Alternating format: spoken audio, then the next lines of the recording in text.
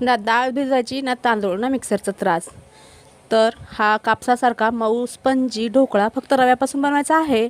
तर त्यासाठी ते 1.5 वाटी रवा घ्यायचा, चवीनुसार मीठ टाकायचं, 1 चमचा साखर टाकायची आणि 1.5 ते 2 वाट्यात ताक टाकून छान मिक्स करून घ्यायचं. त्यानंतर जर आपल्याला गरज वाटली तर अर्धा वाटी पाणी टाकायचं. आता हे मिश्रण 10 मिनटं रेस्टसाठी ठेवून द्यायचं.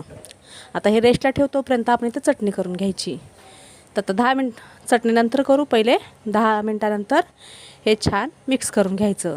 आता इथे अर्धा चम्मच इनो टाकायचा आणि छान असं फेटून घ्यायचं आणि एक ताट घ्यायचं आणि त्याला तेल लावायचं आणि हे मिश्रण या ताटामध्ये टाकून खाली थोडंसं टॅप करायचं आणि इथे त्याच्या आधी कढई ठेवायची गरम होण्याकरिता आणि पाणी टाकायचं. एखादा प्लेट नाही तर स्टँड ठेवायचं, त्यामध्ये हा ढोकळा 15 मिनटं वाफवून घ्यायचा.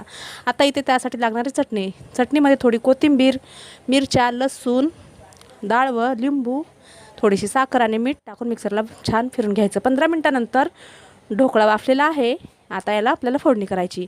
इथे फोडणी पात्रात तेल टाकायचं, जिरे मोहरी टाकायचं, हिंग टाकायचं, कढीपत्ता टाकायचा आणि छान तडतडून घ्यायचं आणि या ढोकळ्यावर टाकून द्यायचा.